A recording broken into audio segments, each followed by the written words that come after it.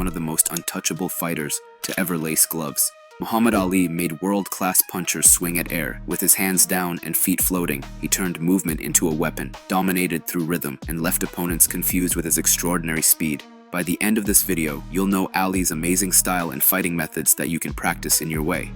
I'm Takeshi Fit, and I'm here to show how you can train like your favorite celebrities and characters. Let's break down the fighting style of one of the greatest heavyweights of all time.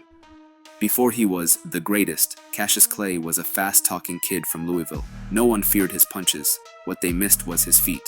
Ali knew strength wasn't his edge, so he built everything around his speed and movement. When he danced circles around Sonny Liston in 1964, the world saw a heavyweight move like a lightweight. His style came from relentless experimentation honed into a system of rhythm and control. So let's unpack how he did it.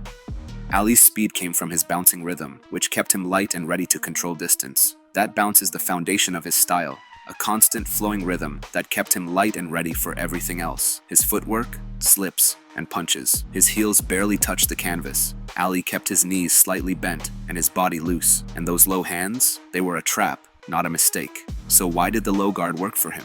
Ali's hands-down stance may have been risky, but it was pure calculation. Dropping his guard meant freeing his shoulders to cut tension, thus allowing him to snap punches with blistering speed. That's because tension slows movement, but relaxed arms strike quicker and recover faster. Plus, punches from low angles are harder to see. They rise from blind spots, catching opponents off guard. But here's the catch. You can't stand like that unless you're ready to disappear. He had a philosophy of hit and not be hit, dodging shots instead of blocking.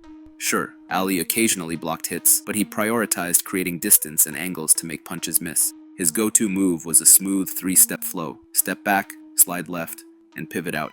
It created space, opened angles, and threw opponents off balance. His head was always moving too, slipping left, tilting right. Ali mixed shoulder rolls and subtle leans to dodge while staying in range. The taller he stood, the more they had to reach, and the more they missed. And when they overcommitted, that's when Ali struck back. One of Ali's slickest moves was the fade. Mid-combination, he'd drift his back foot out, pulling his head just beyond your reach. Then, as the opponent stalled momentum, he'd counter with a jab or cross with surgical precision. Ali called one of these counters the anchor punch, and he did it during the Sonny Liston fight in 1964. It dropped his opponents because it was perfectly timed, not because it was heavy, and that's what made him untouchable. He turned your miss into his hit. We're going to dive deeper into more variations of his striking in a moment, but for now, if you want to fight like Ali, we first have to get comfortable with rhythm. Set a timer for 3 minutes on, 1 minute of rest, just like a boxing match. During those minutes, practice footwork while staying light on your feet, heels barely touching the ground. Then, bounce in place, focus on mixing it up, step left, right, forward, pivot, add head movement, slip left on one beat, tilt right on the next. This footwork is the foundation of how Ali stayed sharp for 15 rounds. The bounce builds balance, stamina, and flow, which then transitions into throwing shots and fast movement. Own the rhythm, then we start adding techniques into the plate. So, I hope you're enjoying the video so far. If so, make sure to hit that like and subscribe button. Let's continue. Alright, here's the good part. Building on a loose stance, this is how Muhammad Ali weaponized movement. His bouncing was part defense, part psychological warfare. He'd dance, feint, and frustrate opponents until they second-guessed themselves. That was his secret weapon after all. Muhammad Ali was very strategic. Every step would set a trap and pull them out of position. And when he struck, boom, lightning-fast punches, invisible to his opponents, landing before they could react. So far, we've covered how he danced. Let's take a look at how Ali turned that rhythm into devastating strikes and broke opponents down mentally and physically. Most boxers root themselves to throw. They pause, set their stance, and then let it rip. But Muhammad Ali never bothered with that. He struck mid-motion and let his bounce carry his shots. His jab was a flick, snapping out while he hopped or slid. That's because he moved as he threw. It is in those split seconds that his opponents would hesitate. And that gave Ali leverage. When you're circling an opponent and your jab lands mid-motion, it disrupts their focus momentarily. Ali would toss a jab mid-bounce, then dip low as if aiming for the body, only to pop back up with another jab from a fresh angle. And before they could reset, he'd layer it with a cross. That brings us to one of his slickest combos, the jab-jab cross. He'd fire 2 quick jabs, and his opponents would start to predict the next beat. Then, he'd pause, just a half second longer than expected to let their guard relax, only to whip a bomb that landed before they could blink. And here's the thing, The magic came from his feet. As he threw the cross, he'd step out of his stance, twisting his hips to send the punch from an odd angle. Their guard couldn't adjust in time, and the shot landed clean. If you want to give it a shot, start by bouncing lightly, fire 2 quick jabs, and then fake a low. As you step your back foot into place, fire the cross, but let it land just off the beat. Now, let's talk about the check hook. This is a move that highlights Ali's sharp footwork. When an opponent charged in, Ali would pivot his lead foot, step back, and throw a short left hook, all in one motion. This would throw off his opponent's timing. As they lunged forward, his pivot pulled him out of range, and then fired the hook that seemingly came from nowhere. Those low hands we talked about, they helped here so he could throw the hook arc up from a blind spot. Then, by the time they felt it, Ali was already circling away. To train for this, picture an opponent rushing you, pivot your lead foot, toss a tight hook, and step out at a 45-degree angle. Focus on syncing the step and the strike. Keep it smooth, not rushed. This counter let Ali punish aggression while staying one step ahead. Then there's the leaping left hook. He'd land the hook and bounce right back out. Ali's way of closing distance was like a lightning bolt. When he wanted to attack, he'd close the distance by bouncing, push off his back foot, and skip forward, throwing a hook that landed from farther than opponents expected. 1 second, he was fading back. The next, he was in their face with a clean shot. To practice, keep your bounces light and controlled. Push off your rear foot, step forward, throw a tight hook, then exit fast. The goal is explosive entry and instant retreat, just like Ali.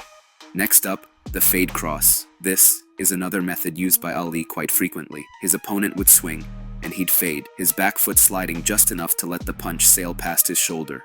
As their arm extended, Ali's cross was already flying, landing with surgical timing. But this is where he'd weave this into combos. Jab, cross, fade, cross, flowing through their attacks like water. This took insane balance and range control. If you want to apply this, start slow.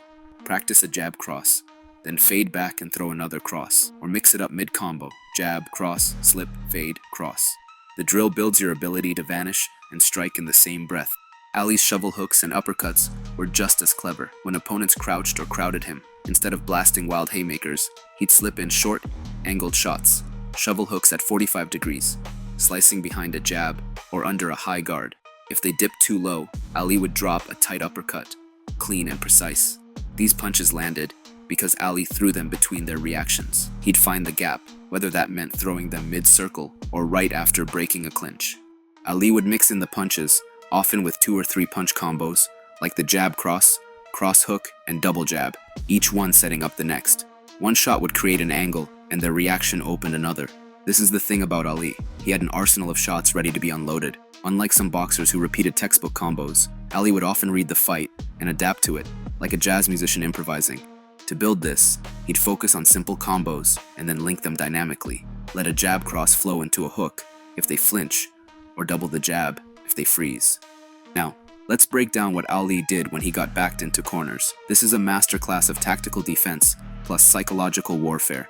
Against George Foreman, he let a monster swing himself into exhaustion, absorbing shots on the ropes while staying calm. He'd sprinkle in taunts, so George would unload more punches than necessary, thus tiring him out by the late rounds. And when his legs slowed, Ali leaned on a tactic that stunned the world, the rope-a-dope.